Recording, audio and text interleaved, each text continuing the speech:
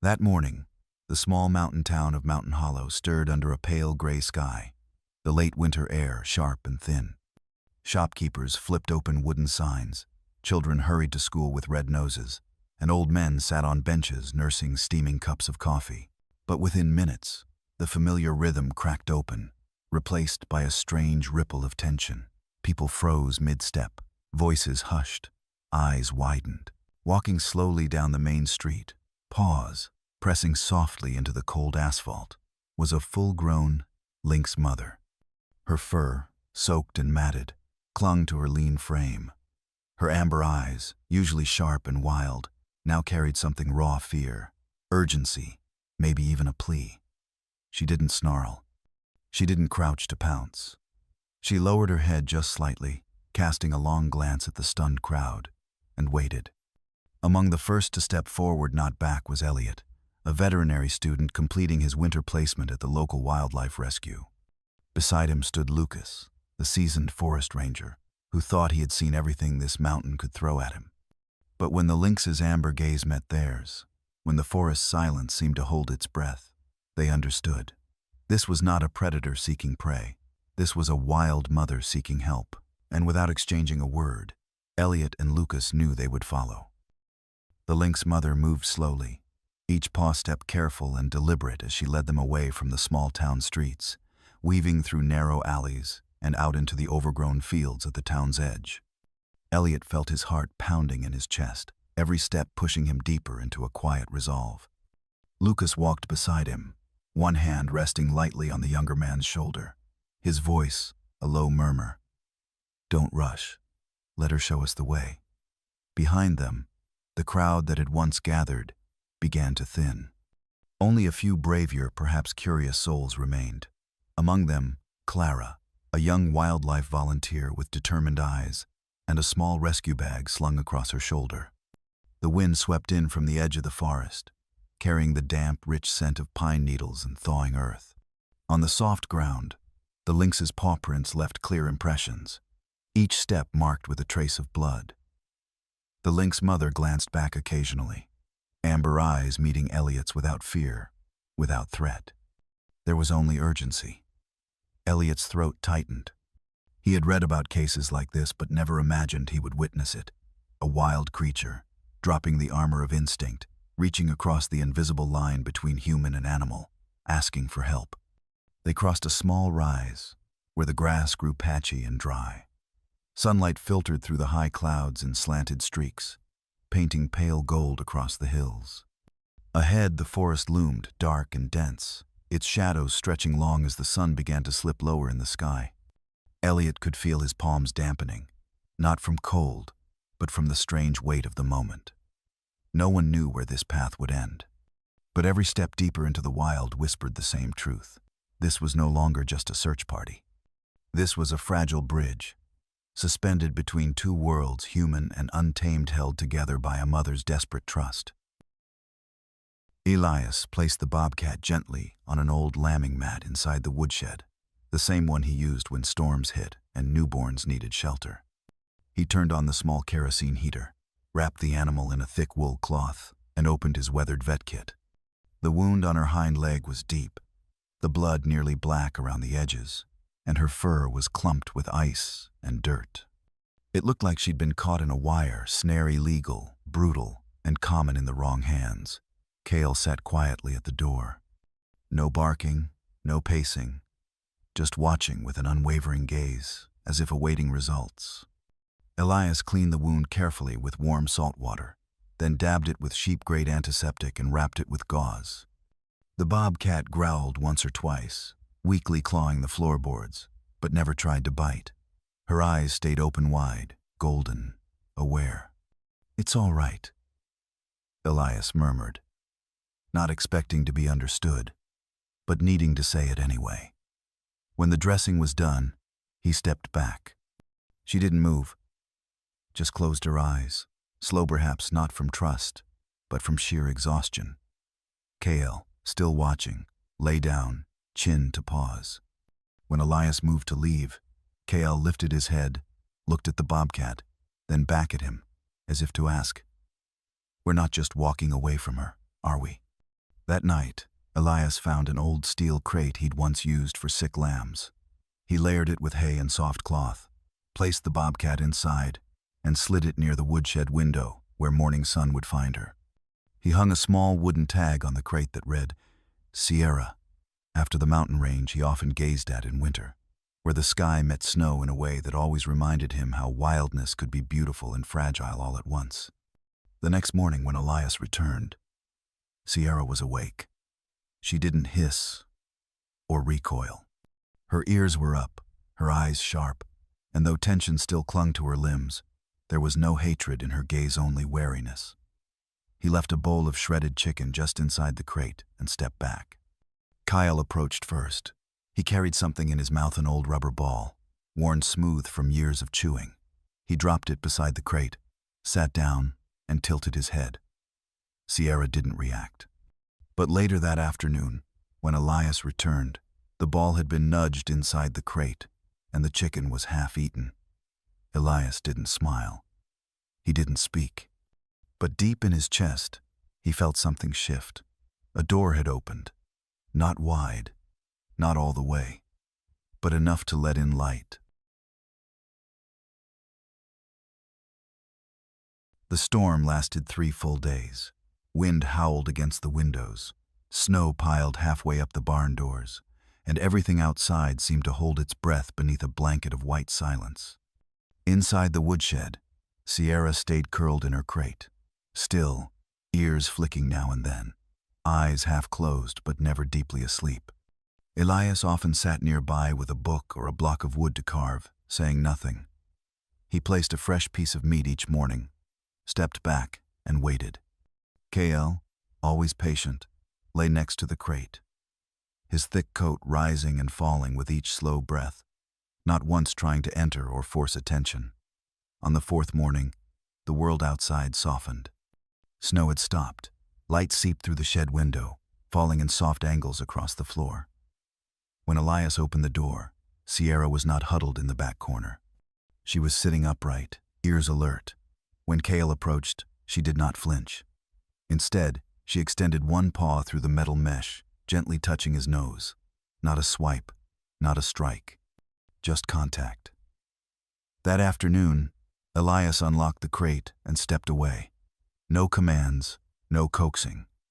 Sierra hesitated for a long moment, then stepped out quiet, controlled, not frightened. She padded around the woodshed, her injured leg still stiff but bearing weight. She paused near Kale, then climbed onto a low shelf where tools had long gathered dust. Elias watched from a distance, heart cautious but calm. That night, he left the crate door open. Sierra didn't return to it. Instead, she settled on a patch of folded tarp near Kale, close enough to feel his warmth, far enough to keep her boundary. 3 days later, Kale led the way. Elias was mending a fence post in the rear pasture. When he saw both figures, Kale ahead, Sierra a few steps behind, her body moving with surprising grace despite the injury. She stopped on a flat stone, watching the sheep as they moved. Elias didn't call to her. He just kept working, letting her decide the pace of her belonging. That evening, for the first time, Elias opened the main cabin door wide. Kale entered first, shaking off snow. Sierra hesitated. She stood at the threshold, eyes flickering with uncertainty, then took a step and another crossing into the warmth. She moved slowly, sniffing the rug, the furniture, the old blanket draped across the couch. Kale jumped into his usual spot by the fire, curled up without concern. By the end of November, a thick silence settled over the valley. The snow was heavier this year, and Elias knew the roads were closed before anyone told him. Phone lines were down, radio static filled the gaps, and the world shrank again back to its simplest shape: man, dog, cat, and fire. Sierra had healed almost fully by then. Though she still walked with a slight limp, her steps had strength, her back straighter, eyes brighter. She now slept in the house more often than not, sometimes beside Kale, sometimes curled on the rug by the wood stove. When Elias worked outside, Sierra often followed him to the edge of the field, watching from a distance, quiet but ever present. The days felt balanced, strange, yes, but steady in a way that didn't ask for approval. Then came the knock on the door. Caleb Morris, Elias's nearest neighbor, stood in the snow, arms full of split firewood and news. He hadn't been up in weeks, no one had, but with the thaw coming and chains on his tires, he'd decided to visit. Elias welcomed him in with a nod, took the wood without ceremony, and set a kettle to boil. Caleb rubbed his hands by the fire, talking about weather reports and new livestock feed. He paused mid-sentence. Sierra had entered the room. She stepped quietly behind Cale, who stood calmly between the men in the doorway. Her amber eyes studied Caleb with calm curiosity, not fear. She didn't hiss, didn't crouch. She simply existed, proud and still. Caleb stared. "Is that a bobcat?" Elias didn't flinch. He simply nodded, then began to tell the story how he found her, the wound, the days of slow recovery, the silence, the trust, the impossible friendship with Cale. Caleb listened, first with the furrowed brow of skepticism, then with a growing softness in his face. He looked at Sierra again, then at Cale, then at the space between them close enough their fur touched. "I've heard of strange bonds in the wild," Caleb finally said, "but I've never seen one up close." He paused. "You know you're not supposed to keep her." Elias didn't argue. "She's not being kept. She stays because she chooses to." Caleb considered this. The fire popped softly between them. Finally he said, "I won't say anything, but be careful. Not everyone would understand what you've got here." That night, Sierra didn't curl beside the fire. She stayed outside on the porch, sitting in the snow with Cale beside her. January retreated slowly, and with it came the first signs of thaw. Patches of brown began to break through the white fields. The air smelled of earth again, heavy and wet. And with the change in season, Elias felt something shift inside him, a quiet weight settling in his chest. He watched Sierra from the porch, saw how she moved now without hesitation. Her limp was barely visible. She followed Cale down to the pasture, sat on her favorite rock, and watched the sheep without so much as a twitch of her tail. The flock didn't fear her. Somehow, they had accepted her. And perhaps, so had he. But deep down, Elias knew this balance couldn't last untouched.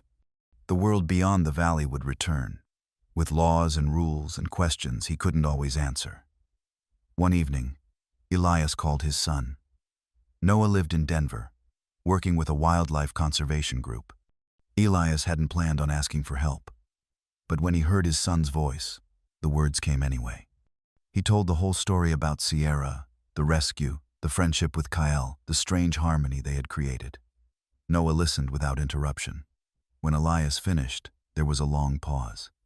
Then Noah said, "You know this can't stay hidden forever." Elias agreed. "But I can't send her away." A few days later, Noah called back. "There's a possible solution," he said. "I talked to a colleague at the center. They might be willing to issue a special permit, not to own her, but to allow you to keep her on your land as part of a research study in interspecies bonding. You'd need to agree to regular check-ins, reports, observations. It wouldn't be total freedom, but it wouldn't be goodbye either." Elias sat with the phone against his ear, watching Sierra through the kitchen window. She was curled beside Cale near the woodshed, both asleep under the soft fall of dusk. "All right," he said quietly. "Let's do it." Spring came early that year. The snow melted fast, leaving behind a muddy world bursting with new life. A field researcher arrived one morning, young, respectful, and careful with her presence. She didn't try to pet Cale or approach Sierra. She only observed, took notes, asked a few questions. And when she saw Sierra sitting beside a newborn lamb, watching it with the same alertness she once used to hunt, her voice caught as she whispered, "She's not just adapting, she's choosing." That evening, as the sky turned soft with twilight, Elias stood at the edge of the pasture. Sierra was there, sitting alone on her rock. Kale was nearby, chewing a stick. And Elias knew some decisions weren't really choices. Some were simply acknowledgments. Sierra wasn't meant to return to the wild. She had already found it here, in her own way.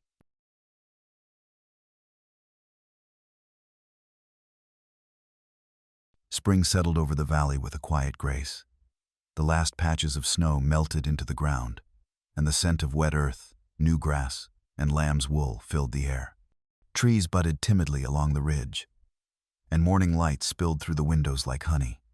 Sierra moved slower now, not with pain, but with care. She had begun sleeping more, eating less, spending hours curled in the farthest corner of the barn. Elias didn't need words to know. After decades of watching sheep and dogs and the rhythms of life, he could sense what was coming. One early morning, soft with mist, he entered the woodshed and found her. Tucked deep in a bed of dry hay and worn cloth, Sierra lay curled around 3 tiny bodies, newborn bobcats. Still damp, their fur spotted faintly, their eyes sealed shut. They trembled against her warmth, and Sierra so fierce, so wild, was utterly still, as if the world had narrowed to nothing but breath and heartbeat. Kale stood by the door, unmoving. When Elias approached, Kale gave a soft grunt, not warning, just a signal. Go gently. Elias paused at a respectful distance. Sierra looked up at him. Her eyes, once taut with fear, held no tension now, only quiet. Trust. She didn't growl. She didn't hide her young. She just watched, as if to say, "You've been here from the start. You may stay." For the next several days, Elias left food and water at the entrance, but never intruded. Kale rarely left his post. He sat outside the shed, rising only to stretch or drink. At night, he slept close by, nose tucked beneath his tail, always facing the door. 10 days passed. And then, just as the sun broke over the hills, Sierra stepped out into the yard with her cubs trailing behind. 3 bundles of wobbly fur stumbled after her, squeaking, climbing over each other, tumbling in the grass. Kale stood, ears perked, but didn't approach. Sierra paused, turned to him, and in one fluid motion, dipped her head. Kale stepped forward, slowly, carefully. One of the cubs approached him, sniffed his paw, then flopped onto the ground beside him. Kale lay down gently, curling his body around the little ones, his breath steady and low. Elias watched from the porch, hand over his mouth. Something inside him acted not from sadness, but from awe. The image of Sierra, Kale, and those 3 fragile lives together in the soft summer unfolded slowly, like a quiet breath held between heartbeats. The bobcat cubs grew fast, their spots darkening, eyes brightening, and legs stretching into graceful, untamed limbs. They stalked insects in the barn, chased leaves through the field, and sometimes curled up beside Kale like they had always belonged there. Sierra gave them freedom early. She let them explore, disappear behind trees, test their balance on low limbs. But when dusk fell or storms rolled in, she called them back with a low, melodic growler sound Elias had come to recognize as safety. Kale, too, had changed. He still walked beside Elias each morning, but slower now. His legs stiffened in the cold, and sometimes he stopped mid-field, staring at nothing, breathing a little heavier. Sierra noticed before Elias did. She stayed closer to Kale, often matching his pace, brushing her side against him as they moved together. When he rested in the grass, she lay beside him. They didn't play much anymore. They simply sat, 2 creatures who had seen enough of the world to need only presence. One late autumn afternoon, the kind with golden leaves drifting lazily to the ground, Elias watched something that stopped him in his tracks. Kale was lying in the sun, panting softly, the heat pressing down on his thick coat. And Sierra once woundedly nudged him with her nose, guiding him into the shade beneath the old oak tree where he used to sit and guard the flock. She didn't leave his side that evening. She stayed even after the sun had set, when the wind turned sharp and the shadows deepened. And when Elias lit the fire and opened the door, Sierra walked in on her own. She moved to the old rug where Kale lay and settled down next to him.